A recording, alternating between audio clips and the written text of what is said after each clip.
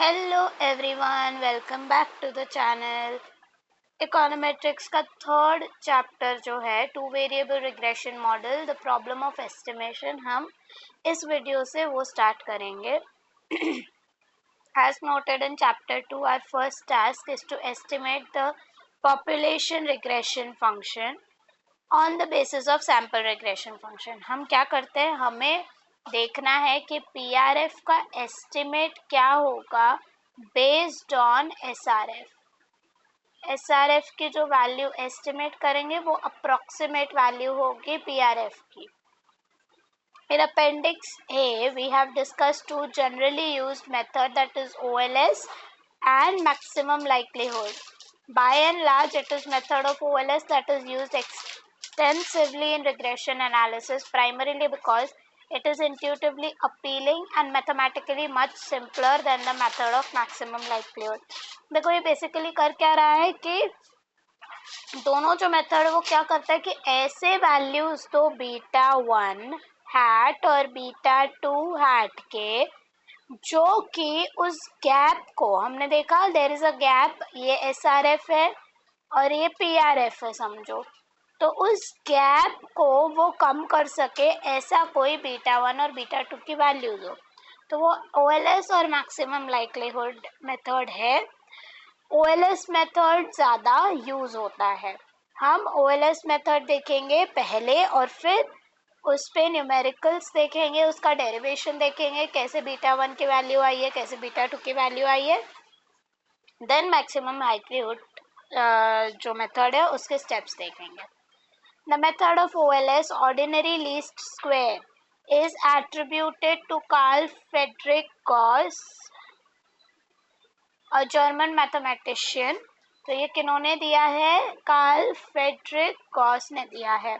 Under certain assumptions, तो assumptions भी हम CLRM अजम्पशंस हैं, उस अजम्पशन के बेसिस पे ही ये मेथड एक्सप्लेन्ड है। The method of least square has some very attractive statistical property that have made it one of the most popular and powerful method of regression analysis.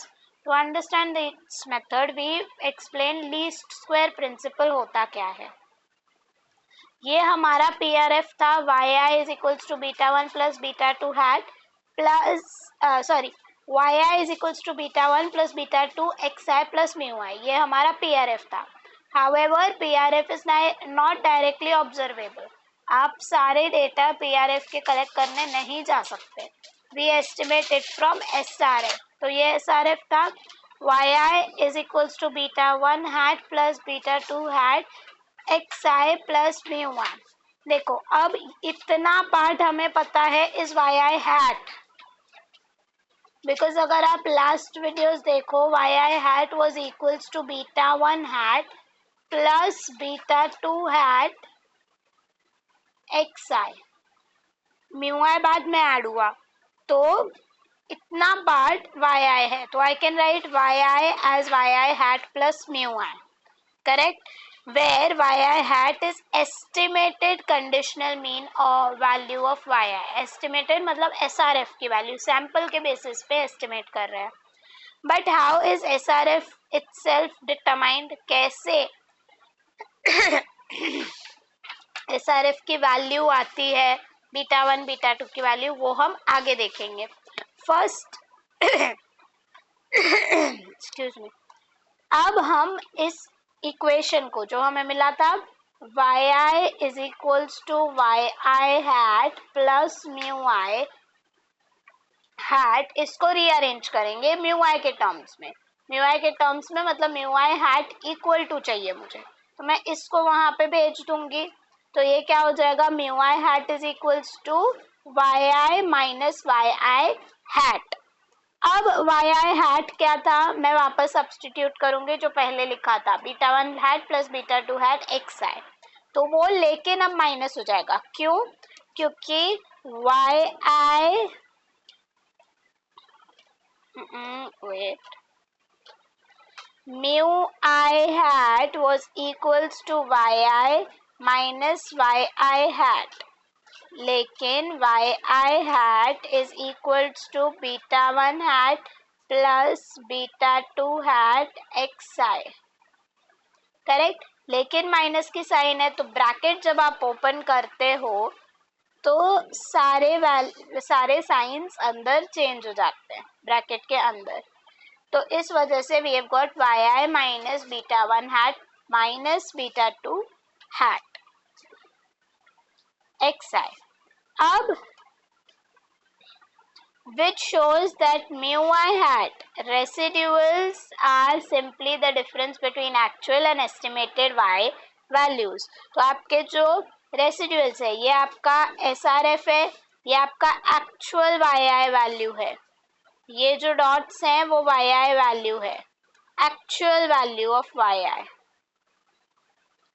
और ये क्या देगा, ये आपको देगा यहाँ पे, यहाँ की वैल्यू देगी yi hat corresponding to whatever is the x1, yi hat 1 ये होगा yi hat 2,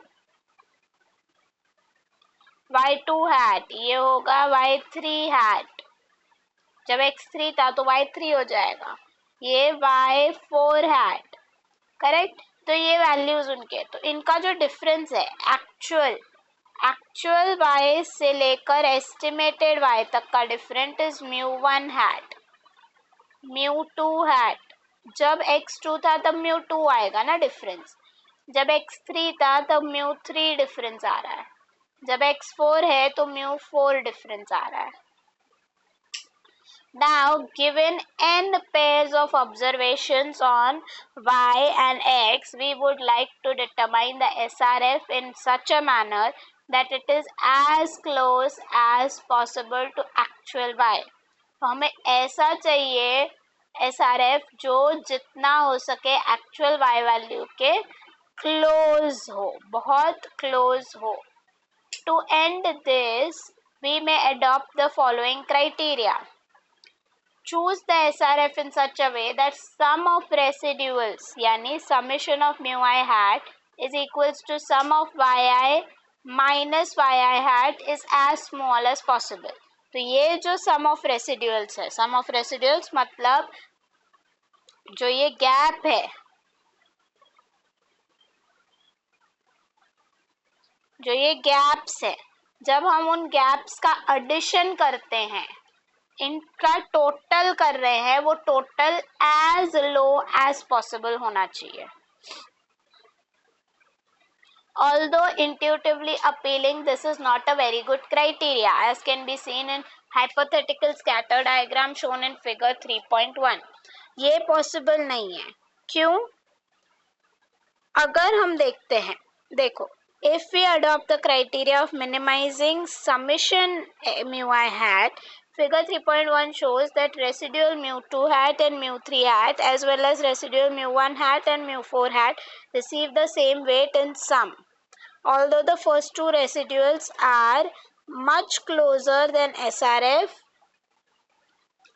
जब हम एडिशन करते हैं, mu2 and mu3 बहुत नियर बाय है, mu1 and mu4 बहुत दूर है, लेकिन एडिशन में तो उनका वेटेज सेम है। Although the first two residuals are much closer to SRF यानी U1 and U2 and U3 are closer to SRF than the later two, that is U1 and U4 से U2 and U3 बहुत nearer है। In other words, all the residuals receive equal importance no matter how close or how widely scattered the individual observations are from the SRF। उनको weightage एक ही मिल रहा है। अगर मैं एक एग्जाम्पल के तौर पे समझाऊं क्यों ये डिफ़िकल्ट है, कि देखो, जो हम ऐसे लेते हैं कि ये हमारा इनकम लाइन है कि इतना मिनिमम इनकम होना चाहिए, तो X1 पे आपका मिनिमम इनकम इतना होना चाहिए, लेकिन the individual is earning so bad, like so higher, ठीक है। वही दूसरा इंडिविजुअल बहुत नियर बाय है, तो इसको लेट्स से उल्टा लेते हैं, let's take this and this to understand ये वेटेज का सिस्टम क्या है। ये दो इंडिविजुअल है, एक इंडिविजुअल इतना है, एक इंडिविजुअल इधर है। ये जो इंडिविजुअल है ये बहुत दूर है लाइन के, करेक्ट, तो इसको वेटेज ज़्यादा मिलना चाहिए, इसको ज़्यादा पैसे मिलने चाहिए ताकि वो उस लाइन के पास आ सके, लेकिन ये इंडिविजुअल बहुत पास है, नियर है, तो इसको कम मिलना चाहिए, लेकिन सबको सेम मिल रहा है, तो वो गलत हो गया ना। तो वैसे ही चीज़, मैं सिर्फ एक एग्जाम्पल बता के आपको समझा रही हूँ कि वेटेज का मतलब क्या है।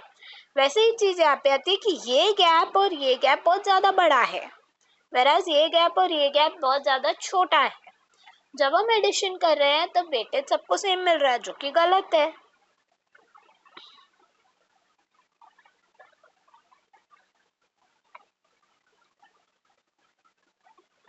In other words, all residuals receive equal importance no matter how close or how widely scattered the individual observation are from SRF. A consequence of this is that it is quite possible that at most case में ये possible होता है कि जब आप sum लेते हो that the algebraic sum of mu I hat is small, even zero, although the mu I hat are widely scattered about the SRF. तो आप जब इनका एडिशन करो, लेट्स से ये 10 है, लेट्स से इस गैप की वैल्यू पॉजिटिव 10 है, इस गैप की वैल्यू -2 है, इस गैप की वैल्यू 2 है, इस गैप की वैल्यू -10 है। जब आप इनका एडिशन करोगे 10 -2, 10 प्लस -2 प्लस 2 प्लस -10, तो ये दोनों कैंसिल हो जाएंगे, ये दोनों कैंसिल हो जाएंगे, अल्टीमेटली यू गेट व्हाट, 0। तो 0 दिखा रहा है मिनिमम, सबसे कम, लाइक है ही नहीं, 0 है समेशन म्यू आई हैट, लेकिन आप रियलिटी में देख सकते हो, ग्राफ में देख सकते हो कि कितने दूर है वो लोग। To see this, let u1, u2, u3 and u4 in the figure assume the value 10, -2, +2 and -10 respectively. The algebraic sum of this residual is 0, although mu1 and mu4 are scattered more widely around the SRF than u2 and u3. भले ही उनका addition 0 है, वो क्या कर रहा है, बता क्या रहा है कि जब आप सम लेते हो रेसिडुअल का वो इक्वल टू 0 है, लेकिन हमें देखने को मिल रहा है कि बहुत दूर हैं वो लोग। We can avoid this problem if we adopt least square criterion. Least square criteria, अगर हम इनको स्क्वायर कर दें, सिर्फ सम नहीं स्क्वायर कर दें, तो जो नेगेटिव वैल्यूज हैं वो इग्नोर हो जाएंगे, वो पॉजिटिव हो जाएंगे, करेक्ट। -2, -10 पॉजिटिव हो जाएगा, 400 हो जाएगा, correct. Which states SRF can be fixed in such a way that हम उस इक्वेशन का, वो जो इक्वेशन था summation mu I hat is equals to Y, sorry, is equals to summation yi minus yi hat, इसका हम squaring both the sides कर रहे हैं। तो जब आप स्क्वायर करते हो तो कुछ इस तरीके से दिखेगा, और yi hat को वापस सब्सटीट्यूट किया गया है β1 hat माइनस β2 hat xi से वापस सब्सटीट्यूट किया गया है इन sorry, this is summation mu I hat square is, हमें अब चाहिए कि समेशन म्यू आई हैट स्क्वायर इतना छोटा होना चाहिए, ये वैल्यू इतनी छोटी होनी चाहिए where mu I hat are the squared residuals, ये स्क्वायर्ड रेसिडुअल्स मिनिमम होने चाहिए। By squaring mu I hat, this method gives more weightage to residuals such as mu1 and mu4. जब आप स्क्वायर कर देते हो तो जो दूर है उनको ज़्यादा वेटेज देगा, 100, करेक्ट, तो उनको ज़्यादा वेटेज देगा, mu1 एंड mu4 को ज़्यादा वेटेज मिलेगा इन फिगर 3.1 कंपेयर टू जो नियर बाय है, then the residuals mu2 hat and mu3 hat. As noted previously, under the minimum summation mu I hat criteria, sum can be small even though the ui hat are widely spread although about the SRF. तो एक चीज क्या है, minimum अगर हम सिर्फ summation mu आई hat लेते हैं तो ऑल्दो वो बहुत स्मॉल होगा इवन दो वाइडली स्प्रेड है gap, but this is not possible under least square procedure, जब आप लीस्ट स्क्वायर मतलब उनका स्क्वायर कर देते हो तो ये पॉसिबल नहीं होगा. For the larger mu I hat in absolute value, मतलब गैप अगर ज्यादा है, larger will be the summation mu I hat square. अगर गैप ज्यादा है तो म्यू आई हैट स्क्वायर की वैल्यू जो है, summation of mu I hat square की वैल्यू भी ज्यादा होगी. A further justification for least square method lies in fact that estimators obtained by it have some very desirable statistical properties as we shall see shortly. एक और चीज है कि जो हम इस मेथड से बीटा 1 और बीटा 2 की वैल्यू डिटरमाइन करेंगे, फॉर्मूला निकालेंगे इस मेथड से, तो वो जो मेथड है वो कुछ स्टैटिस्टिकल प्रॉपर्टीज देता है या डिपेंड करता है उन पे, तो जो हम आगे देखेंगे. I just hope the method is yes. अब देखो यहाँ पे it is obvious from equation 3.1.2 that summation mu I hat square is the function of beta 1 hat and beta 2 hat. अगर आप इक्वेशन देखो, ये जो इक्वेशन है, ये इक्वेशन बता रहा है कि समेशन म्यू आई हैट जो है वो बीटा 1 हैट और बीटा 2 हैट पे डिपेंड करता है. करेक्ट. अगर उनकी वैल्यू चेंज हुई तो समेशन म्यू आई हैट स्क्वायर की वैल्यू भी चेंज होगी. That is sum of squared residual is some function of estimator beta 1 and beta 2 hat. For any given set of data, choosing different values of beta 1 hat and beta 2 hat will give different mu I hat square mu I hat and hence will give different values summation mu I hat square. जितना जो beta 1 और beta 2 की value आप change करते रहोगे उतना उतना mu I की वैल्यू चेंज होती रहेगी. To see this clearly, consider the hypothetical data on y and x in first two column of table 3.1. तो ये x and y की वैल्यू है टेबल 3.1 में.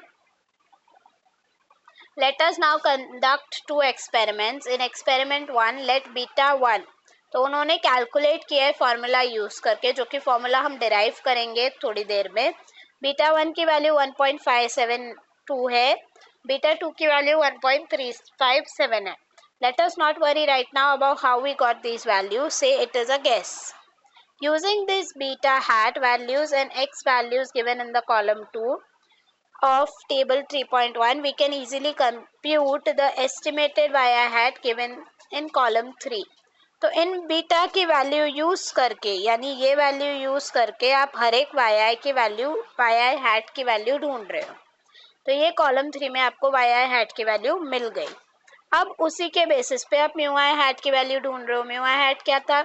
yi माइनस वाई आई हैट. तो yi minus Y आई 4 minus 2.929, 5 minus 7 minus 8.357. वैसे करोगे आपको mu आई hat की वैल्यू मिल जाएगी. अब म्यू आई हैट की वैल्यू समेशन करो तो 0 आएगा, तो हम उसका स्क्वायर कर देंगे. उसकी स्क्वायर की वैल्यू देखो यहाँ पे गिवन है. वही अगर आप दूसरे बीटा 1 और बीटा 2 की वैल्यू लो, यानी बीटा 1 आपका 3 है और बीटा 2 आपका 1 है, तब आप एस्टिमेट करो तो y2i यानी दूसरा जो हम बोलते हैं एक्सपेरिमेंट या दूसरे वैल्यूज लेके y की वैल्यू ये आ रही है. एंड देन उसके बेसिस पे आप म्यू की वैल्यू ढूंढोगे, म्यू आई हैट की वैल्यू ढूंढोगे तो ये आएगी, उसको स्क्वायर कर दो तो ये मिलेगा.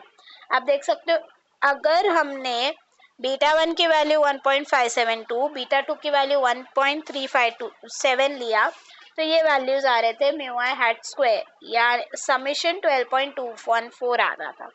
वही हमने बीटा 1 3 और बीटा 2 1 लिया तब समेशन 14 आ रहा है. तो अगर आप बीटा 1 और बीटा 2 की वैल्यू चेंज करते हो, आपके म्यू आई हैट स्क्वायर समेशन चेंज हो जाता है. Now let us conduct another experiment, but this time value of beta 1 is 3, beta 2 is 1. The estimated value of yi from this experiment are given as 2i hat in column 6 of table 3.1 वो हमने देख लिया.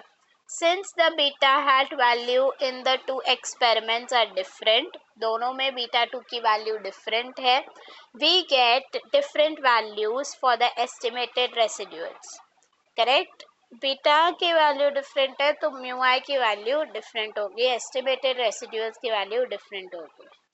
As shown in the table mu1 I hat are the residuals from first experiment and mu2 I hat from the second experiment. The square of these residuals are given in column 5 and 8. Obviously, as expected from equation, these residual sum of square. Residual sum of square क्यों बोल रहे हैं कि उनके square की value आप add कर रहे हो. तो residual sum of square are different since they are based on different sets of beta values. दोनों की वैल्यू एडिशन करने के बाद डिफरेंट आ रही है. Now which set of beta hat value should we choose? कौन सा चूज करेंगे? Since the beta hat value of first experiment gives us low, that is 12.214, than obtained from beta hat values of second experiment, that is 14. We might say that betas of the first experiment are best value.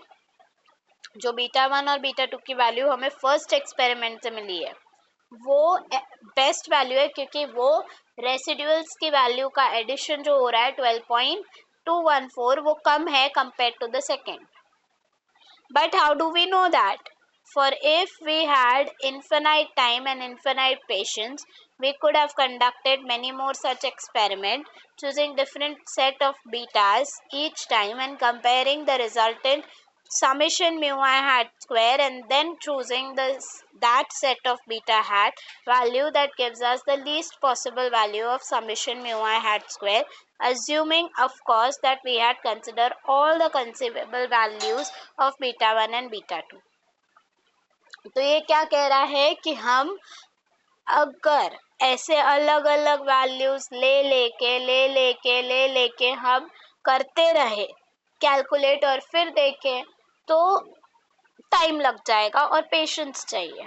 तो वैसे भी हम कर सकते हैं लेकिन but since time and certainly patience are generally short supply, patience भी कम है और टाइम भी कम है, तो ऐसा कुछ करें कि जो एक ही बार में हमें प्रॉपर लीस्ट मिनिमम म्यू आई हैट स्क्वायर की वैल्यू दे दे.